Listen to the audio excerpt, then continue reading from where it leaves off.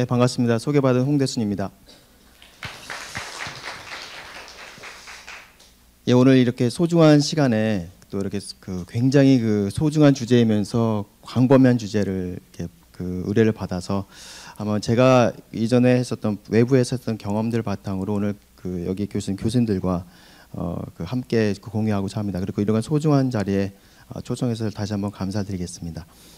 오늘 같이 한번 우리가 공유하고자 하는 부분들은 한국 사회 20세기, 21세기를 거쳐가면서 무엇이 굉장히 의미가 있었고, 그리고 또 이 시점에서 다음 단계 도약하기 위해서 우리가 좀 더 고민할 사항들, 그 과정에 사실 우리는 현재 몸담고 있는 것은 대학입니다. 그렇다면 중세 시대 때부터 이어졌던 한 1000년의 역사를 가진 대학의 역사 속에서 한국의 그 변화와 그리고 그 방향 모색하에서 대학이 어떠한 지향점, 철학을 가져갈지에 대한 부분들을 같이 고민하고 하는 자리를 가져보도록 하겠습니다. 네, 먼저 대한민국의 우리 걸어온 길들, 이 부분부터 시작해가면서 발표를 시작해 보도록 하겠습니다. 우리가 흔히 한강의 기적, 그리고 위대한 대한민국이라고 충분히 별명을 가질 만한 부분이 바로 여기에 있습니다. 사실 굉장히 어려웠던 시기 속에서 굉장히 많은 역동을 갖고 움직였던 대한민국이죠. 60년대 가면 사실 우리가 필리핀이 245달러가 국민소득이었습니다. 네, 뭐 정답이 있었을 거라고 생각을 하고 있습니다. 82달러. 그래서 이때 당시는 사실 아시겠지만 필리핀이 사실은 아시아에서 가장 일본 다음으로 스포트라이트를 받았던 국가 중에 하나였지만 사실 필리핀은 사실 어려운 길을 걷게 됐고, 대한민국은 아무도 예상하지 않았지만 굉장히 많은 선전을 통해서 가장 압축 성장으로 성장했던 그런 대한민국입니다. 그러한 과정에서 우리가 그렇다면 조금 더 이 동영상 보면서 우리가 디디고 있는 대한민국, 우리 조국인 대한민국 바탕하에서 어떠한 모습이 있었는지를 같이 조금 조조 비슷하게 영화를 한 7분 정도 감상해 보도록 하겠습니다.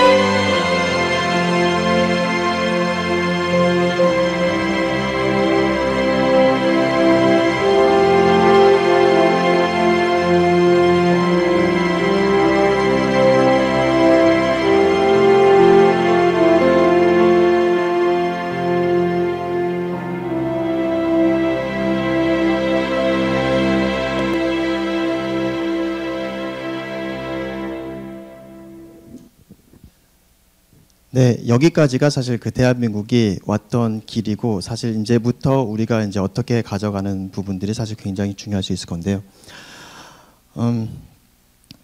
동영상 볼 때 제가 볼 때마다 항상 조금 그 가슴이 좀 뭉클했는데 여러분들은 좀 어떠셨는지 모르겠습니다. 결국 이 과정을 통해서 그 우리 대한민국이 세계 7번째로 사실 25시 클럽 결국 5천만 인구의 인당 GDP 2만 불의 대위협을 달성하게 되고 세계에서 7번째고 사실 2차 대계 영국 이후에 16년 만에 진입했던 위협을 달성하게 됩니다. 그렇기 때문에 충분히 위대한 대한민국이라고 우리가 불릴만 한 부분입니다. 근데 이제 우리가 과연 이렇게 우리가 대한민국에서 경제라고 하는 부분에 굉장히 자랑이 있었지만 이 부분들을 미래 관점에서 조명해 보면 이제 조금 다른 단어를 우리가 좀 구사할 필요가 있다. 결국 제가 좀 명칭을 했던 부분은 대한민국의 재구성입니다. 왜 그러면 이런 부분들 우리가 좀 더 현실을 받아들이고 갈 필요성이 있느냐. 그거를 경제 산업적 측면 그리고 사회 제도 이 두 축에서 우리가 살펴보면서 끊임없이 우리 대학에 대한 그 역할에 대한 부분들 같이 고민해 보도록 하겠습니다. 그렇게 위대하게 왔었던 대한민국의 길이 이제는 사실은 정체된 부분, 성장이 사실 머물러게 됐습니다. 보시는 바와 같이 우리가 10년 동안 2만 불의 그 3만 불을 가지 못하는 타 국가는 오른쪽 보시면 5년, 7년 만에 이거를 달성하게 됩니다. 근데 과거 우리 그 세계 경제 성장률 관점에서 보면 야구에서 그 8할 때 타자가 우리 한국은 2할 때 타자로 전락하게 됩니다. 결국 과거 경제 성장률 대비 한국은 전체 20년 동안은 16번을 이겼지만 과거 10년 동안은 2번만이 그 세계 경쟁률 성장보다 더 높았습니다. 그런데 지금은 계속적으로 잠재 성장률이 떨어지고 있고 아마 여러분들이 신문을 보셔야 알겠지만 3%, 2.5%, 2.7, 2.3% 계속적으로 그것들이 하락의 과정을 겪고 있습니다. 결국 이러한 부분의 원인을 좀 더 살펴본다면 우리가 여기서 과거 모방형 경제에서 지속적으로 우리가 이루어왔던 그 성과들이 지금 그것도 유효할 것이냐에 대한 부분입니다. 대한민국은 잘 아시겠지만 대한민국 경제 구도는 GDP를 받침하는 큰 축은 바로 대기업과 그리고 제조업 위주의 고착이었습니다. 그 부분의 그 수명, 이 연속성이 얼만큼 가능할 것이냐 부분에서 사실은 우리가 저출산 고령화도 있지만 산업의 고령화도 있습니다. 우리가 알고 있는 반도체, 조선, 석유화학 이 모든 것들은 이미 우리로 따지면 50년, 60년, 70년이 넘어가는 상회에 있습니다. 그 사이에 새로운 새살들이 북돋아지지 못하는 과정에 어찌 보면 경제 구조의 건전성 제고라는 큰 우리가 어려움에 봉착해 있습니다. 그렇다면 이 부분들이 왜 이렇게 되는 구조냐, 계속적으로 이 부분들이 그 지속 성장할 수 있을 것이냐 관점에서 보면 유효하지 않다는 부분들을 우리가 좀 알 수 있겠죠. 우리가 산업 경제, 우리 그 영국 주도의 산업혁명 이후에 지속적인 그리고 미국의 여러 가지 그 시스템, 거기서 제일 핵심은 이거였습니다. 가장 키워드는 에피션시였습니다. 가장 효율적으로 누가 더 빨리 빠르게 그리고 집단적으로 가는 것이냐. 그렇기 때문에 우리의 사람도 역시 열심히 하는 그런 구조가 굉장히 중요했습니다. 그렇기 때문에 우리가 이거 표현을 계미형 인재, 굉장히 군집생활 그리고 근면자주 협동으로 움직였던 체제가 산업형 경제였고 대한민국 역시 산업형 경제 구조화에서 개성 창의보다 사실은 획일성, 표준성이 훨씬 더 중요했습니다. 그렇게 빨리 산업의 여건을 사회에 내보내주는 역할들이 굉장히 중요했기 때문에 그런 관점에서 사실 보면 문이과라고 하는 부분의 여러 교육 체제들도 사실 의도했든 의도하지 않았든 굉장히 언란이 됐던 부분이었습니다. 그래서 그렇게 분업화 그리고 기능화 그러다 보니까 기능형 인재에 대한 부분이 중요해졌었는 반면에 그것이 계속할 것이냐 관점에서 보면 지금 세대는 이제 새로운 키워드를 원하고 있습니다. 그것이 바로 효과성, 에피션스에서 이펙티브스로 가기 때문에 그 다양성과 그다음에 굉장히 잘해야 되는, 그러니까 열심히보다 훨씬 잘해야 되는 그런 거명 인재의 상들이 요구되고 있는데 한국은 여전히 이쪽 부분의 그 경제 산업 측면에서 보면 이런 것들이 이루어지고 있었다는 부분입니다. 이런 것들이 전체 글로벌 경제 그 정세에서 보면 독일이 한국은 사실은 기존에 우리가 기존 성장선에서 계속적인 효율화를 해오다 보니까 한계에 봉착했던 부분이었고 그러나 지금 중국과 독일, 미국은 새로운 S커브를 그려갑니다. 특히 독일은 지금 보시면 제가 또 서술했지만 인더스트리 4.0이라는 부분을 갖고 2차 세계대전 이후에 경제 패권을 장악하려는 굉장히 야심찬 계획을 갖고 움직이게 됩니다. 미국은 여전히 우리가 강국이라고 할 수 있는 부분은 제조의 강국, GE를 비롯한 이런 기업들이 포진하고 있으면서 페이스북이나 구글이나 이런 테슬라 같은 본물 터진 혁신적인 기업들이 있기 때문에 혁신과 공룡 같은 제조가 같이 맞물렸기 때문에 역시 무서운 국가 중에 하나입니다. 우리가 후발 국가 여겼던 중국 같은 경우는 사실은 우리가 좀 무시할 수 없는 규모로 와버렸고 중국을 우리가 경쟁이라고 생각하지 않는 부분까지 와버렸죠. 중국이 또 무서운 부분은 우리가 갖고 있던 수많은 주력 산업들의 왕관을 사실 다 차지하는 과정이 있으면서도 역시 그 혁신의 DNA가 살아있다는 부분이죠. 알리바바라든지 그 바이두, 텐센스 같은 기업들이 계속적으로 하루에 10,000개씩 중국은 창업을 하고 있습니다. 그만큼 규모나 질적인 부분에서 보면 새로운 방정식에 우리가 놓여 있지만 그런 부분들이 한국이 좀 뒤지는 부분들이 경제 구조의 변화에서 굉장히 중요하고 나아갈 길들의 하나다라고 볼 수 있겠습니다. 이것도 실제로 보면 현실에서는 어떻게 나타나냐, 이런 기존 방정식과 새로운 방정식이 우리가 아주 단적인 예로 삼성전자와 애플을 볼 수 있습니다. 왜 삼성전자와 애플은 그 매출액이 비슷한데 우리가 시장에서 인정하는 가치라는 게 있습니다. 그것을 그 시가총액이라고 얘기하는데 애플은 800조입니다. 결국 마켓캡이라고 얘기 시장 가치는 이 기업을 판다고 했을 때 팔지는 않겠지만 어느 정도 가치가 있는 것이냐 했을 때 800조의 가치가 있고 곧 1조 달러를 지향해 가고 있습니다. 삼성전자는 반면에 200조 정도밖에 안 됩니다. 거의 매출 규모랑 동일한 수준에 있기 때문에 그것은 뭐냐면 바로 말씀드렸던 이런 기존의 성공 방정식에서 벗어난 기업의 형태이냐 그렇지 않냐. 이것을 저는 숙제를 잘하는 기업이냐 아니면 출제를 잘하는 기업이냐. 우리는 그간에 따라했던 부분에서는 최강국이었지만 갑자기 출제를 해보라고 하니까 세상의 가치를 뭘로 구현해 볼까 이런 고민들이 사실 좀 덜 된 것들이 있었습니다. 그래서 이러한 부분 속에서 보면 더군다나 조금 말씀드린 바와 같이 삼성전자 R&D 투자를 굉장히 많이 합니다. 애플은 그것보다 훨씬 적게 하면서 굉장히 효과적으로 이루어지고 있죠. 결국 우리가 경제 구조와 더불어 대한민국의 큰 성공의 방정식 변화는 바로 출제를 잘하는 대한민국으로 어떻게 거듭날 것인가. 이것이 우리의 그 교육과 굉장히 직결되어 있습니다. 그 출제를 잘했던 그래서 문제를 잘 푸는 그런 부분보다 이제는 이 제품을 만들어 봤을 때 어떻게 빨리 만들까 더 싸게 만들까 고민했던 그 멘탈리티에서 새로운 가치 어떤 제품을 만들어서 어떤 서비스를 만들어서 세계의 인류의 가치를 기여할 것인가 이런 부분들이 사실 지금 굉장히 중요한 과정에 있습니다. 이 부분들이 우리가 얘기하는 기업가 정신과 사실 맞물려 있다라고 볼 수 있겠습니다. 이러한 경제 구조 그리고 숙제 잘하는 대한민국의 출제 잘하는 대한민국의 대전환들이 우리 대한민국의 미래에서 굉장히 요구되고 있는 가운데 지금 겪고 있는 우리들의 현실입니다. 신문을 통해서 일단 세계 저성장 기조 매우 큰 외부의 어떤 위협이고 그다음 우리가 지금 경상수지 흑자지만 굉장히 그 불황형 그러니까 수입이 감소되고 수출이 부진하면서 오히려 경상수지 흑자지만 굉장히 편치 않은 불편한 경상수지 흑자. 그다음에 그간에 사실 우리가 얘기하는 환율의 효과를 굉장히 많이 봤습니다.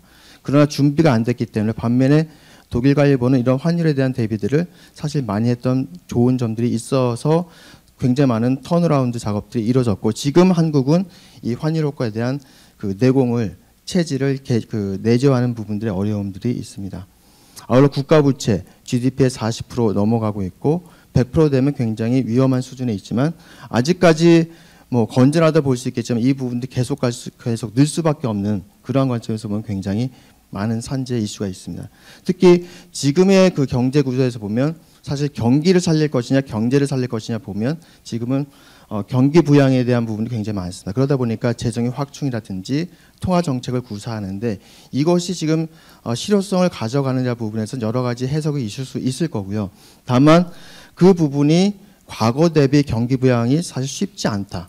뭐가 해도 소비가 늘지 않고 그다음 GDP가 성장되지 않는 부분이 있기 때문에 사실은 대한민국은 경제 체질의 개선, 근본적이고 구조적인 부분에 몰입됐을 때만이 좀 더 대한민국이 반듯한 경제 산업에 과거에 굉장히 위대한 기적을 이뤘던 경제의 새로운 모델과 그것이 이루어질 수 있는 경제 대지진의 형태를 가져가는 것이 필요할 수 있다고 볼 수 있겠죠. 여기서 우리가 조금 더 그렇다면 대한민국의 경제 산업을 가져가는 과정에 우리가 반면교사를 삼을 두 국가가 있습니다. 첫 번째는 바로 독일의 부활입니다. 잘 아시는 바와 같이 과거 독일은 유럽의 병자라고 칭해졌을 만큼 굉장히 열악했습니다. 그러나 지금은 어느 누구도 부인할 수 없는 유럽의 리더가 됐었죠. 그 배경을 보시면 사실 그 슈러더 총리와 메르켈 총리가 서로 3인당 출신, 기민당 출신 달랐음에도 불구하고 그 패턴을 계속 이어받은 부분입니다. 여기서의 독일의 정치적인 리더십을 우리는 굉장히 눈여겨볼 필요가 있을 겁니다. 특히 슈러더 총리가 한국에 방문했었고 그리고 얘기했던 부분들이 정권을 잃더라도 국익을 위해서 해야 할 일이 바로 정치인의 역할이라고 하는 부분들입니다. 반면에 우리가 또 하나의 우리가 좀 만만해 보는 그 국가 일본, 굉장히 만만치 않은 국가이긴 하지만 일본은 사실 몰랐겠죠. 20년 불황을 겪었고 너무너무 지긋지긋하다라는 수많은 사람들의 어떤 그 울부짖음이 있었습니다만 결국 전체적인 경제 구조 개혁이 미흡하면서 정치 리더십에 의한 두 국가의 이제 갈림이 있었습니다. 그래서 이러한 정치 경제학적 관점과 그다음에 경제 산업의 여러 가지 그 혁신에 대한 부분들이 지금 대한민국 사회에서는 매우 중요하고 이것들을 극복하는 과정에 대학이 어떠한 역할을 할 것인에 대한 부분도 우리들의 그 과제가 하나가 아닐까 생각합니다. 이러한 우리가 한 축의 경제 산업이라고 한다면 또 한 축은 우리가 그 사회 제도적인 측면입니다. 그렇다면 우리가 경제는 굉장히 훌륭했었지만 이제 그 경제가 흔들리는 체제에 있습니다. 쉽지 않구나, 어렵구나. 그러니까 우리가 이제 굉장히 많은 걸 잃을 수밖에 없는 구조죠. 하나 정말 있었었는데 그것마저 흔들리는 형태가 되어 있고 사회 부분은 여전히 그것들이 사실 압축 성장해서 이것들이 제대로 채워지지 못한 부분이 있었죠. 아쉬운 부분이 있었는데 그것들이 개선이 되는 것이냐 관점에서 보면 조금 다릅니다. 사회의 격에 대한 부분을 보시면 너무 세계적 경제 위상 12위권의 경제 규모 대비 우리의 사회적 격은 사실은 굉장히 품격이 사실 다소 낮은 형태가 현재 대한민국의 모습 중에 하나입니다. 몇 가지를 좀 보겠는데 가장 대표적인 부분이 부패 인식 지수입니다. 투명성 기구에서 발표하는 보시면 대한민국이 OECD에서 거의 최하위 꼴찌인데 계속 꼴찌입니다. 그리고 뇌물 방지 협약을 거의 이행하지 않거나 전혀 이행하지 않는 국가로 대한민국을 손꼽고 있어서 굉장히 우리로서는 불명예스러운 부분들을 받아안고 있습니다. 이러한 부분이 전체적으로 보면 사회적인 재반 현상에서 보면 우리로서는 사실 믿기지 않을 정도의 부끄러운 기록들이 다 1등을 기록하고 있다는 부분도 사실은 우리의 그 사회적 자본과 사실 맞물려 있습니다. 소셜 캐피탈이라고 하는 부분에서 우리가 여러 가지 부분을 보면 역사관 부분도 역시 우리가 배제할 수 없는데 이건 이제 고교생 한 언론사의 그 발표 얘기입니다. 6.25를 누가 했냐. 그리고 그 다음에 야스쿠니 신사의 신사를 젠틀맨으로 인식한다. 사실 굉장히 어처구니 없는데 3.1절을 3.1절 이렇게 하는 어처구니 없는 우리 고등학생들이 대학생은 아니었습니다. 다만 그렇지만 이렇게 하는 부분들에 우리의 지금 현실들이 다는 아니겠죠. 그러나 이런 부분들이 지금 우리의 현실의 또 하나의 세그먼트로 존재하고 있다는 부분들은 사실 조금 충격일 수 있겠죠.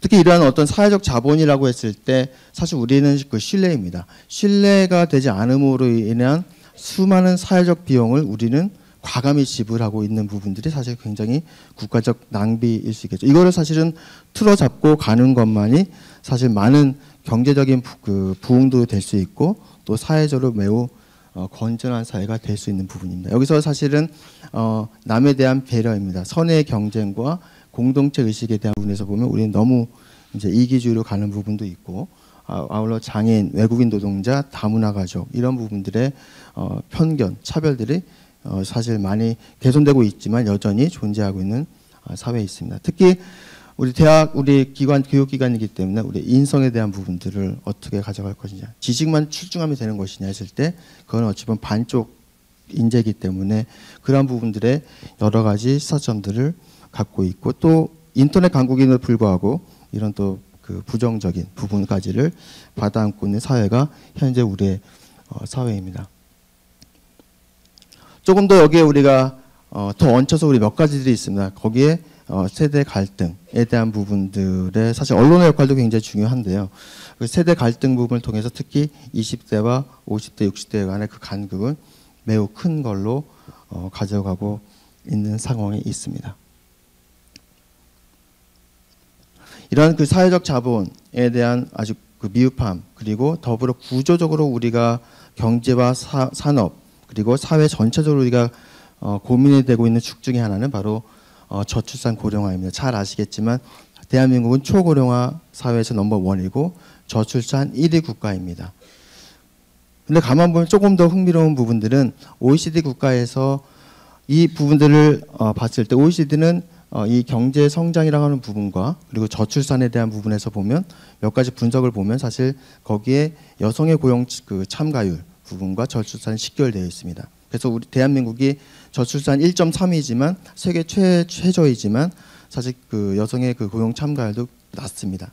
반면에 그 높은 국가들, 저출산도 높고 그 참여율이 높은 국가들, 여성의 고용 창출과 성장률이 높은 국가들은 보면 그것이 높기 때문에 이걸 단순히 보건복지로 풀어본다, 제가 볼 땐 굉장히 많은 자본적 비용이 지불될 겁니다. 지금도 수십조를 우리가 풀었지만 정부가 사실은 출산이 높아졌냐 했을 때는 사실 굉장히 그렇지 않다라고 우리가 인식할 수 있을 정도이겠죠. 그래서 이러한 사회적 구조 부분들 것에서 보면 대한민국이 해야 될, 그리고 혁신할 것이 굉장히 많은 과정이 현재 대한민국이 안고 있는 숙제입니다.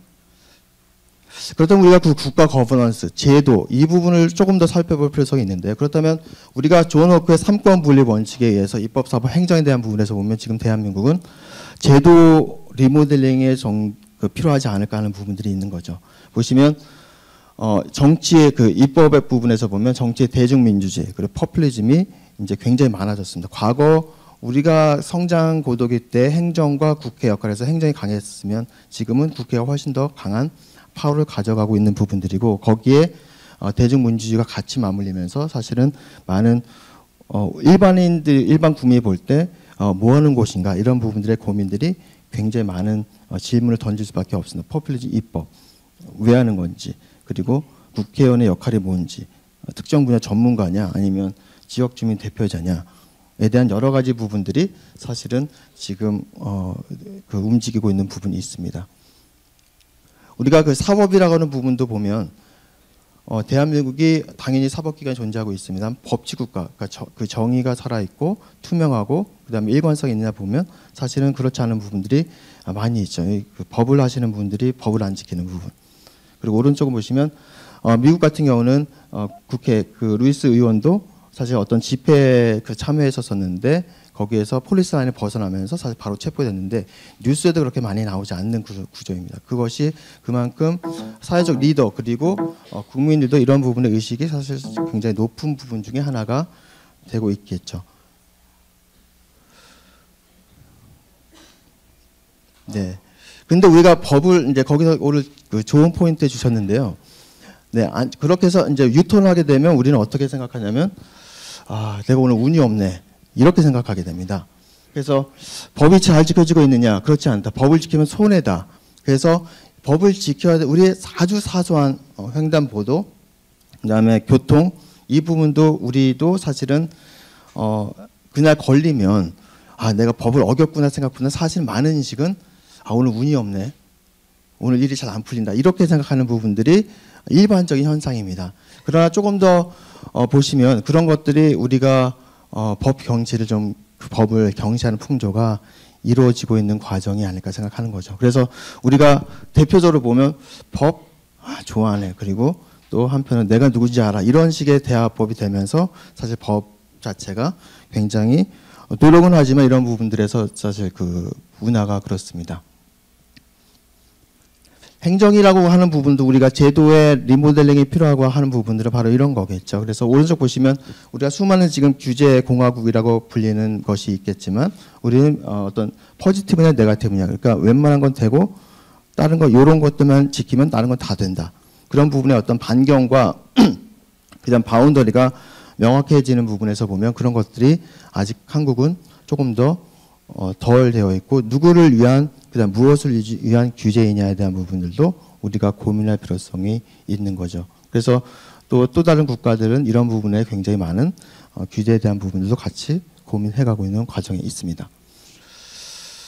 근데 우리가 또 가면 보면 우리가 또 선진에 대한 많은 좋은 제도를 또 많이 갖고 오긴 합니다. 그렇다면 제도에 대한 변화도 필요하지만 또 운영의 메커니즘은 굉장히 소프트하고 중요할 수 있을 겁니다.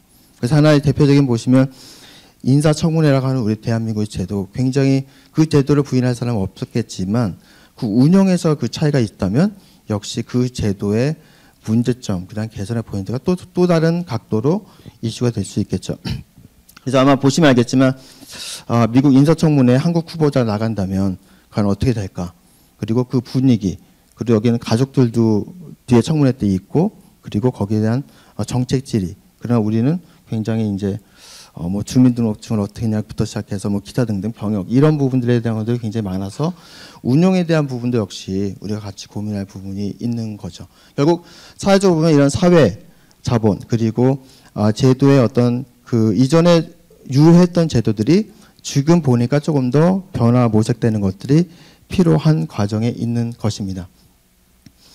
그래서 사실 대한민국의 재구성이라고 하는 부분들은 지금 말씀드렸던 이 과정에서의 좋은 우리의 그 결과들을 받아 안으면서 지금은 제가 볼 땐 밤하늘 5,000년 역사에서 굉장히 중요한 기로 와 있다. 우리가 갖고 있었던 가장 코어인 경제가 사실은 이제는 무너져지고 있고 그 경제 산업의 적신호가 있는 부분, 그리고 여전히 그때 당시도 사회라고 하는 부분들에서 우리가 반성이 필요했었던 사회제도 적신호가 같이 혼합이 되면서 디시너지가 나는 구조가 되는 것이 사실 현재 대한민국이기 때문에 어찌 보면 대한민국은 사실 굉장히 아픈 형태로 가고 있는 부분이고, 이 과정들을 어떻게 가져가느냐가 사실은 매우 중요한 현재 그 상황에 놓여 있다라고 하는 부분입니다. 이 해석들을 대학은 어떻게 해가느냐에 대한 부분이 사실 우리의 굉장히 중요한 숙제겠죠. 이 경제적, 산업적 형태, 그리고 사회 제도적 이 부분의 이 울림과 이 울부짐의 아우성을 대학은 어떻게 이제 받아들이고 가는 것이냐에 대한 부분입니다. 그래서 타이틀을 뭘 해볼까 하다가 혁신 갖고 될까? 그래서 대학 혁신을 넘어서 대학 혁명이라는 조금 더 이 과격한 단어를 좀 써봤습니다. 지금 이러한 아픈 대한민국, 그리고 그러나 포텐셜이 굉장히 많은 대한민국이고, 저 개인적으로는 사실 대한민국이 G4에 충분히 그 미국, 중국, 독일 다음으로 대한민국이 포진될 수 있는 4강에 충분히 경제사회적으로 갈 수 있는 위대한 어떤 포텐셜들이 저는 있다고 봅니다. 그러나 그럼에도 불구하고 대학은 현재 우리의 모습입니다. 사회가 인식하는 대학의 그 코멘트들입니다. 그리고 이 서적들을 좀 봤더니 서적이 좀 더 이 강도가 좀 세지고 있습니다. 변해야 산다 했다가 바꿔야 산다 했다가 망해야 산다. 이렇게 계속적으로 심해지는 이 책 제목의 형태들이 이루어지고 있기 때문에 대한민국 사회가 그만큼 뭐냐면 기대가 크다는 부분들의 반증입니다. 기대와 굉장히 그 염원이 있음에도 불구하고 아직까지 우리는 이 부분에서의 사회적 인식을 우리가 극복할 그런 어떤 지식인의 어떤 그 역할이 아닐까 생각하는 거죠. 근데 여기서 이제 하나 우리가 진중한 고민이 있습니다. 그리고 첫 단추이기도 할 수 있을 것입니다. 이러한 대한민국의 그 사회 경제 부분의 변화들, 그리고 미래 어떤 것을 볼 때 우리가 그러면 정말 대학은 대학을 위기로 느끼느냐가 사실 굉장히 중요합니다. 이것이 사실 첫 출발과 우리의 소중한 그 단추가 되고, 그만큼 간절하고 염원을 해야만이 사실 이루어질 수 있기 때문입니다. 다 다를 거라고 저는 봅니다. 이 대학 수입이라고 하는 부분이 이제 여기 계시면 여기 계시면 다 이제 다를 수 있는데, 사실 이 부분이 저희들로서는 굉장히 첫 출발이 되는 것이 아닌가 생각하는 거죠. 결국 몇 가지들에 대한 그 근본적 질문들입니다. 수많은 우리가 스포츠, 굉장히 열악한 베이스 없고 그다음에 유소년 뭐 야구 베이스 없으면서 어떻게 전 세계 최고를 차지하느냐. 그다음에 K-팝 기타 등등 수많은 분야에서 우리가 그냥 기업도 그 어려운 과정에서 1등들을 해냅니다. 그러면 세계적인 대학은 대한민국은 왜 안 나오냐? 근데 가장 저변이 넓은 것 중에 하나가 바로 대학입니다. 왜 그러냐면 우리 대한민국 한반도에 200개 대학이 있으면서도 세계적인 대학을 국가대표를 배출하지 못하는 부분입니다. 그리고 지금 말씀 올렸던 그러한 사회적 울림을 우리가 지금 울림과 그리고 감동을 주고 있는 데 대한 부분입니다. 이 부분에서 우리가 조금 더 고민하고 가져갈 그 필요성들은 충분히 있지 않나. 그리고 자원이 없는 국가 이스라엘과 대한민국을 그냥 아주 애플 때 비교할 수 없지만 그냥 순간적으로 스냅샷 찍어보면 대학 수 200개지만 이스라엘 7개 있고 200개권에 있는 대학 수 기준에 따라 다릅니다. 이건 중국 상해 교통대에서 발표한데 한 개에서 뭐 한 7개 정도 있을 겁니다. 이스라엘 4개. 그러나 200개에서 출전한 선수 중에 금메달 따는 친구와 또 다를 수 있고 나스닥 기업수 순위 이스라엘 과거 2위였지만 지금 중국 대 미국, 중국, 이스라엘 3위입니다. 한국 몇 개밖에 없습니다. 위상 국가 지도자들이 왜 이스라엘이 이렇게 강하냐 했을 때 이스라엘은 무려 세계적인 대학이 7개 있다. 우리 힘의 원천이라고 얘기합니다. 대한민국의 위상, 대학의 위상 했을 때 좀 고민이 좀 여러 가지 형태의 고민들이 사실 좀 많을 수밖에 없을 겁니다. 노벨상이 꼭 중요하냐 관점보다는 노벨상의 의미는 사실 그 지식의 선도입니다. 지식의 주권과 지식의 리더십을 세계적으로 가져가느냐 관점에서 의미를 부여하는 거죠. 그것이 꼭 목표라기보다는요. 그 국가별로 보니까 한국의 경제 규모 한 10위권인데 41위입니다. 그렇지만 방글라데시와 비슷할 수 있는데 이 한계는 사실 우리가 학문적보다는 사실 노벨 평화상이죠. 그래서 사실은 나머지 분야로 따지면 사실 제로에 가까운 구조고 여기에 인도, 이스라엘이 굉장히 17등 9개씩 가져가고 있습니다. 이 중에 노벨 과학상 분야만 6개 이상 되고 있습니다. 그 오른쪽에 그 프라이즈 위너도 뭐 그 이스라엘 국가도 있고 그다음 막스 플랑크 이런 연구 기관도 포진하고 있죠. 어느 교수님들의 고백입니다. 사실 많은 또 이런 부분에 동의하실 수도 있고 그다음에 조금 다른 생각도 갖고 있으시겠지만 우리가 저널이라고 하는 부분들에서 그 자체의 중요성이 있고 그것이 사실 사회적으로 어떻게 기여하느냐가 중요하기 때문에 사실 우리가 하는 거겠죠. 근데 20년 동안 했는데 저널도 많이 발표했고 왠지 남는 게 없다. 그 아쉬움도 있으시고 이걸 나오겠지만 누가 읽을지 모르겠다. 이런 부분도 또 그 생각도 갖고 있습니다. 그리고 정부 R&D는 지금 18조가 투입되고 있고 그 안에서 굉장히 중요한 성과라고 하는 부분은 사실 논문의 증대라고 얘기를 또 한 측에서는 하고 있습니다. 사업화에 조금 동떨어진 부분. 오른쪽에 서울대 공대에서 백서 발간해서 우리가 서울대가 그 MIT나 홍콩 과기대보다 뒤떨어졌다. 그리고 설립도 굉장히 최근에 된 대학보다 뒤떨어진 부분에서 보면 실패 위험이 큰 창의적인 연구를 회피하고 있다. 이런 부분들의 또 고백도 있습니다. 더불어 대학이 배출하는 어떤 인재 사회 부합 정도 했을 때 우리가 45위, 경제 순위 10위, 그다음에 국가 경력 23위, 대학의 사회 부합들은 이거보다 조금 더 순위가 하락돼 있는 부분이죠. 그렇다고 그렇다고 우리가 취업 자체에 목표를 두고 하게 되면 사실 어려움이 있습니다. 가치를 두고 갈 때 취업이 잘 되는 부분은 뭐 결과로서 받아들여야 될 거로 생각합니다.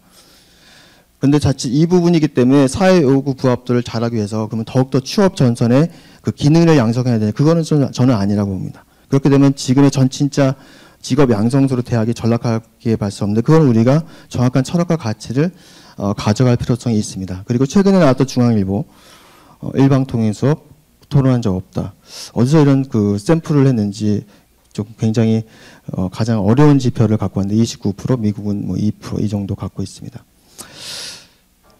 지금까지 이렇게 쭉 보았을 때 어찌 보면 대학이 가야 할 길에서 보면 어찌 보면 우리가 삼중고라고 볼 수 있겠죠. 왜냐하면 그만큼 기대가 크고 여기서 우리가 사회와 세계를 리드하는 그런 우리의 책무가 있기 때문에 그렇지 않을까 생각을 합니다.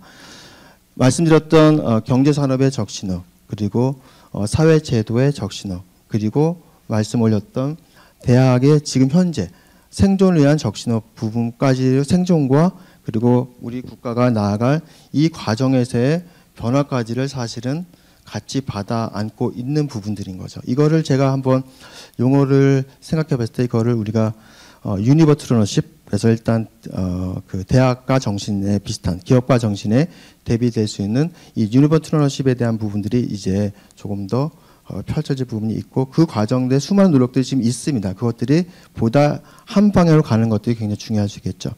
여기서 중요한 부분은 이 유니버트러너십에서 크게 보면 두 가지입니다. 이 세 삼중고 속에서 학생 가치와 사회 가치, 이 두 가지 부분을 우리가 조금 더 고민할 필요성이 있고, 그것이 공급자 관점에서 됐을 때의 변화될 수 있죠. 우리의 변화는 사실 여기에 있습니다. 학생 가치와 사회적 가치 부합도가 높은데 공급자 관점, 그 다음에 사회적 가치가 낮은데 공급자 관점. 사실 이 부분이 우리가 얘기하는 이 삼중고를 풀어가는, 그리고 대학이 중세 시대 때 이어왔던, 그리고 근대 베를린 대학에서 또 가져왔던 이 부분들이 이제 하나씩 녹여내는 과정이 아닐까 생각을 합니다.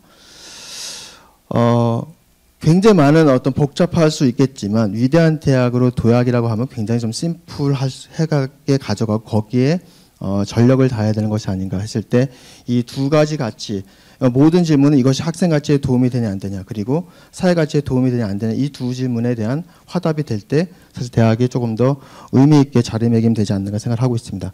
그 첫 번째가 그 글로벌 시티즌십을 갖춘 고품질 인력입니다. 고품질 인력에 사실 좀 방점을 찍을 수 있는 부분이고요. 조금 더 보면 교육의 본질을 봤을 때 결국 한 학생의 변화, 한 학생 각각 개개인 학생들이 변화가 되느냐 안 되느냐가 학생 가치 중에 중요하겠죠. 그것은 우리가 지금 갖고 있는 대학의 수많은 제반 운영과 제도가 있습니다. 그것들이 거기에 부합하느냐 안 되느냐에 대한 디스커션들이 될 때 조금 더 그 노이즈를 없앨 수 있는 부분들이 충분히 있을 겁니다. 그래서 그런 목표와 철학이 기반하는 우리의 사고 행동의 첫 단추가 되겠죠. 여기에는 지식, 그 다음에 셀러리맨이 아닌 리더, 지도자로서의 어떤 그런 소양들, 그리고 세상을 품고 가는 어떤 인재들에 대한 부분들이 여기에 포함되지 않을까 생각하고 있습니다. 더불어 우리가 그 저출산 이제 들어올 때 학생, 그리고 내보낼 때 학생들에 대한 가치와 더불어 지금은 그 학생들의 파퓰레이션이 좀 바뀌는 부분이 있습니다. 그것은 저출산 고령화도 맞물리게 되는 부분이고, 결국 일모작으로 세상을 살아가게 이제 못 살아가는 구조가 됐습니다. 회사도 빨리빨리 이제 그 나가라고 하고 막 이렇게 되는 부분이 있기 때문에 국가 경제 이모작에 대한 우리의 그 인력들을 어떻게 양성해 갈 것이냐에 대한 부분인 거죠. 그것이 우리를 보면 전주기적인 어떤 교육과 맞물려 있습니다. 그래서 과거에 어떤 늙을 놓였으면 사실 지금은 이제 일할 수 있는 그런 노인의 과정, 그리고 비경제활동 인구가 아니라 경제활동 인구, 이 건강한 그 파퓰레이션들을 어떻게 우리는 받아 안을 것이냐에 대한 재구성들이 조금 더 필요할 수 있겠습니다. 사회적 가치에서 제가 조금 더 고민했던 부분들은 한번 그 기업에서 쓰는 사업 보국의 개념을 좀 더 차용해 봤습니다. 결국 무엇이냐면 그것은 지식 보국입니다. 바로 모든 것이 우리가 지금 디디고 있는 이 땅, 바로 그 선열들과 우리 이전 세대 분들의 피와 땀이겠죠. 거기에 우리가 발 디딛고 있는데, 나라가 기본이 되고 나라에 도움이 되는 것이 결국 사업에 도움이 되는 그 사업 보국이 우리로 따지면 지식 보국일 겁니다. 이것은 여기 안에 컴포넌트들은 보면 진정한 우리 학술 문화, 학풍은 무엇이 되는 것이냐, 그리고 무엇을 위한 연구이냐, 나도 행복하고 사회도 행복할 수 있는 부분에 대한 것이고, 그리고 선제적 지식, 결국 지식 주권. 우리는 수많은 제품이나 이런 것들을 국산화 해가고 세계적으로 제패해 갑니다. 그렇다면 지식에서 세계를 제패해가는 지식 주권과 그다음에 미국이나 독일이나 일본에 대한 부분, 널리지를 우리가 선도할 수 있는 부분들을 지금 계속 더욱더 확대 재생산하는 부분들이 사실 굉장히 필요할 수 있을 겁니다. 이러한 부분들을 가는 과정에 저는 그 대학에서 보면 대학의 그 경영에 대한 부분에 마인드를 무장하는 것이 굉장히 중요하다 봅니다. 근데 우리가 오해의 소지는 경영하면 뭐 대학이 뭐 그 민간 기업에 이렇게 오해하실 수 있는 그런 관점은 아니고, 기업가적 대학입니다. 그 전에 기업가적 대학에 앞서서 사실 우리가 고민하는 부분은 우리의 경영에서 중요한 부분은 경쟁. 누가 경쟁이냐. 그러니까 아군과 적군을 구분을 해야 되는 거죠. 우리 대학 내부가 사실 경쟁이 되는 것보다, 그리고 우리 국내에 있는 타 대학 경쟁보다 결국 글로벌에 대한 부분들의 세계적인 대학과의 경쟁과 아군과 적군이죠. 그러니까 무엇에 에너지를 쏟아야 될지 말아야 될지 부분들이 사실 여기에 중요한 포인트가 있습니다. 고객 역시 학생 그리고 사회 국가에 대한 부분이고, 또 세계 최고 분야, 우리의 독특한 각 200개 대학의 독특한 분야들을 어떻게 가져갈 것이냐에 대한 부분, 지금도 노력하고 계십니다. 더불어 말씀 올렸던 위기가 진짜 위기냐 했을 때 그 위기 의식과 공감대 형성, 변화 관리 같이 하나가 돼서 움직이는 부분이 있습니다. 그래서 이러한 부분에 기업가적 대학의 모습을 가져가는 부분이 굉장히 중요한데, 사실은 부자 대학도 저는 필요하다고 봅니다. 그 의미는 뭐냐면 사실 그 슈임페터가 기업가 정치를 얘기할 때, 피터 드러커가 그 얘기할 때 사실은 이익을 극대화하는 것이 기업의 목적이 아닙니다. 가치를 극대화하면서 사실 이익은 부산물을 극대화 되겠죠. 그러나 이익을 쫓게 되면 사실은 사실 그 기업가가 아니라 흔히 얘기하는 사업가, 뭐 장사하는 상인, 이렇게 이제 전락하게 되는 거죠. 대학도 마찬가지입니다. 기업가적 대학으로 가져갈 때 그 아까 말씀드렸던 학생 가치와 사회 가치를 구현할 때 자연스럽게 그것들이 사회와 융합되면서 저는 부자 대학으로 변모될 수 있는 거죠. 그 레버넌 소스가 등록금뿐만 아니라 그리고 더욱더 이것들은 압박이 들어올 겁니다. 지금 현재 정부의 부분을 보면 잘 아시겠지만 교육 정책에 대한 부분에 사실 고민이 많으실 텐데, 대한민국 교육의 어떤 거버넌스, 그다음 교육 정책의 부분에서 보면 그렇다고 우리가 주장도 할 수 있겠지만 또 우리의 변모들도 필요하게, 대학들이 어떻게 그러면 이러한 저성장 기조화에서, 그리고 정부 재정 지출이 계속 어려워지는 국가 채무가 높아지는 구조에서 어떻게 가치를 추구하면서 부자 대학으로 독립성을 확보해 갈 것이냐에 대한 부분들이 뭐 우리가 얘기하는 기술력 수입부터 굉장히 다양한 부분들에 변모됐을 때 더욱더 많은 풍요로운 그런 부분들이 있을 수 있을 것입니다. 그래서 그러한 관점에, 그리고 그런 가치를 추구하면서 보다 보면 취업이라고 하는 부분도 사실 같이 부산물로까지 취업이 전진 배치되면 평가 지표가 있지만, 그것이 전진 배치되면 사실 우리가 따지면 종합대학은 사실 조금 그 위상이 많이 이상하게 변질될 수 있을 겁니다. 취업 양성소라고 하는 부분은 대학이 정확히 거부를 해야 되는 건데, 그렇다고 사회와 부합하지 않느냐는 또 아닌 부분입니다. 그래서 그러한 부분에 적어도 그 경영 마인드로 무장할 필요성이 있겠다는 부분입니다. 한국에는 사실 이게 있었습니다. 그 유니버스 러너십, 학생가치, 기업가치의 그 원천은 무엇이냐 했을 때 우리는 이미 5,000년 전에 홍익 인간의 정신을 갖고 있습니다. 그렇기 때문에 우리의 이 철학이 세계화로 갈 수 있는 부분의 가능성도 가치 있는 좋은 우리의 그 헤리티지가 존재하고 있다는 부분입니다. 경청해 주셔서 감사합니다.